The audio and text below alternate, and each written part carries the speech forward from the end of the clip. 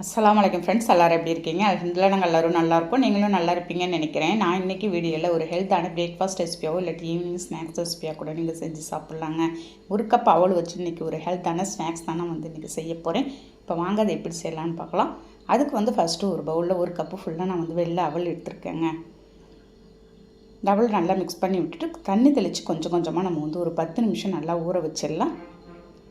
நான் வெள்ளை அவலில் செஞ்சுருக்கேன். நீங்கள் சிகப்பு அவலில் கூட நீங்கள் செய்யலாங்க. நல்ல சூப்பரான டேஸ்ட்டில் இருக்கவங்க ஒரு பிரேக்ஃபாஸ்ட்டுக்கு இதுக்கு ஒரு கார சட்னியோடு கூட நீங்கள் தொட்டு சாப்பிட்லாம். அவ்வளோது ஒரு ஃபுல்ஃபில்லாக இருக்கும். ஃபுல்லாக அந்த அவல் ஃபுல்லாக நம்ம தண்ணி நல்லா ஃபுல்லாக படுற மாதிரி நல்லா திரிச்சு விட்டு நீங்கள் ஒரு டைம் மிக்ஸ் பண்ணி கொடுத்து ஊற வச்சுருங்க. அவ்வளோதாங்க, நல்லா கையாலே தட்டி விட்டு நம்ம ஊற வச்சிடலாம். இதை அப்படியே ஊறிக்கிட்டே இருக்கட்டும். அதுக்குள்ளே நம்ம ஒரு நான்ஸ்டிக் பேனை ஸ்டவ்வில் வச்சு ஒரு 2 ஸ்பூன் அளவுக்கு நான் எண்ணெய் சேர்த்துருக்கேன். அதில் ஒரு 1/2 ஸ்பூன் கடுகு பருப்பு சேர்த்துக்கிறேன். அதுலேயே 1 ஸ்பூன் அளவுக்கு கடலைப்பயிறு நம்ம சேர்த்துக்கலாம். சேர்த்துட்டு இது நல்லா ரெண்டும் பொரியட்டும். கடலைப்பருப்பு 1 ஸ்பூன் அளவுக்கு போட்டுங்க. நம்ம சாப்பிடும்போது அது நல்லா இருக்குங்க. உங்களுக்கு வேண்டாம் அப்படின்னாக்கா கூட நீங்கள் இதை ஸ்கிப் பண்ணிடலாம். பாருங்கள், இதெல்லாம் நல்லா பொரிஞ்சதும் இப்போ கருவேப்பிலையை ஒரு கொத்து ஃப்ரெஷ்ஷான கருவேப்பிலையை நான் உருவி சேர்த்துருக்கேன். ஒரு பச்சை மிளகாய், பெரிய பச்சை மிளகாவை சேர்த்து கட் பண்ணி சேர்த்துருக்கேன். ஒரு காஞ்ச மிளகாய் சேர்த்துருக்கேங்க. காரம் உங்களுக்கு கூட குறைச்சி உங்களுக்கு உங்கள் வீட்டில் எப்படி தேவையோ அதுக்கு தகுந்த மாதிரி நீங்கள் சேர்த்துக்கலாம். பாருங்கள், தாளிக்கிற பொருள் எல்லாத்தையும் நல்லா நான் பொரிய விட்டுட்டு ஒரு 3/4 கப் அளவுக்கு இருக்கும் நெய்ஸாக அரிஞ்ச வெங்காயம் சேர்த்துருக்கேன். இது ஒரு மீடியம் சைஸ் வெங்காயம், ஒரு 4 வெங்காயம் இருக்கும். இந்த வெங்காயத்தையும் நல்லா நீங்கள் வதக்கி விட்டுருங்க. பாருங்கள், வெங்காயம் ஓரளவுக்கு நல்லா வதங்கினதும் நம்ம இப்போ ஒரு 1/2 கப்பு துருவிய தேங்காய் எடுத்து நான் சேர்த்துருக்கேங்க. நான் தேங்காய் துருவி சேர்த்துருக்கேன். நீங்கள் சின்ன சின்னதாக கட் பண்ணி கூட, ரொம்ப சின்ன சின்னதாக கட் பண்ணி கூட நீங்கள் சேர்த்துக்கலாம். பாருங்கள், இதையும் சேர்த்து நல்லா மிக்ஸ் பண்ணி விட்டு நம்ம அப்படியே இறக்கி வச்சிட வேண்டியதாங்க. நம்ம ஏன்னா தேங்காய் வெங்காயத்தோடு போட்டு வதக்கும் போது நீங்கள் ஒரு நைட் வச்சு சாப்பிட்டா கூட நல்லாயிருக்கும். அது அப்படியே இருக்கட்டும். அதுக்குள்ளே நம்ம ஊற வச்சிருந்தா அவளும் நல்லா நம்ம ஊறி வந்திருக்கும்.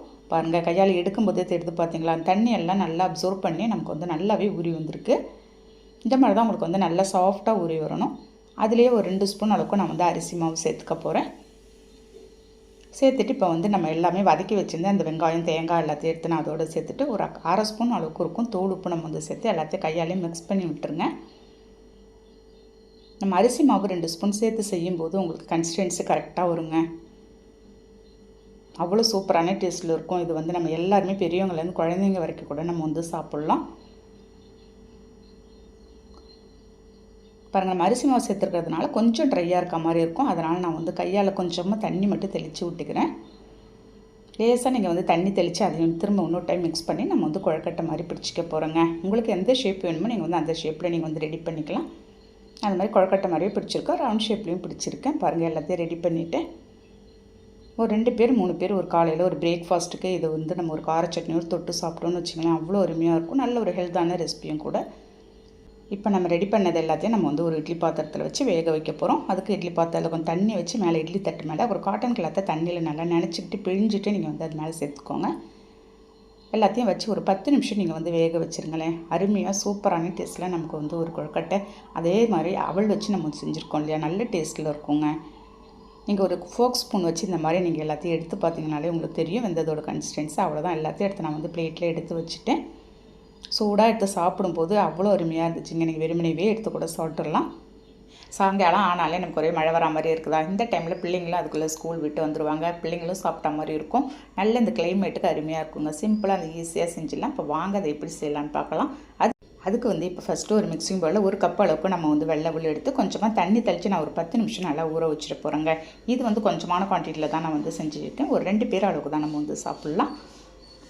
எல்லாத்தையும் தண்ணி ஊற்றி நல்லா மிக்ஸ் பண்ணிவிட்டு நம்ம ஒரு 10 நிமிஷம் ஊற வச்சுட்டு அதுக்கப்புறம் பார்க்கலாம். பாருங்கள், தண்ணி எல்லாத்தையும் நல்லா அப்சர்வ் பண்ணி நமக்கு நல்லா சாஃப்டாக இருக்கும் இந்த வெள்ளை உள்.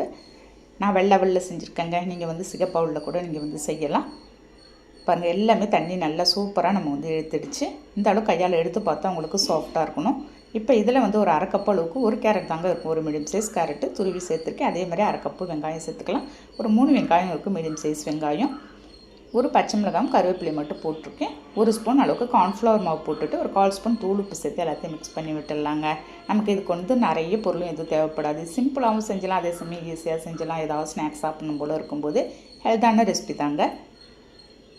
பாருங்கள், நல்லா மிக்ஸ் பண்ணி பாருங்கள். உங்களுக்கு சரியான கன்சிஸ்டன்சிக்கு வந்துச்சுன்னா நம்ம விட்டுடலாம். இல்லாட்டி கொஞ்சம் ட்ரையாக இருக்க மாதிரி இருந்தால் கொஞ்சமாக நம்ம தண்ணி தெளித்து ஒரு சரியான கன்சிஸ்டன்சிக்கு மிக்ஸ் பண்ணி இந்த மாதிரி வடை மாதிரி நீங்கள் வந்து தட்டிக்கோங்க.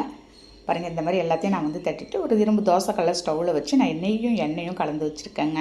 அதை மட்டும் நம்ம போதுமான அளவு கொஞ்சமாக நம்ம வந்து சேர்த்துக்கலாம். ஏன்னா வானலில் நிறைய நம்ம வந்து எண்ணெய் ஊற்றி பொரிக்கும்போது உங்களுக்கு எண்ணெய் வந்து நிறைய நமக்கு வந்து குடிக்கிற மாதிரி இருக்கும்.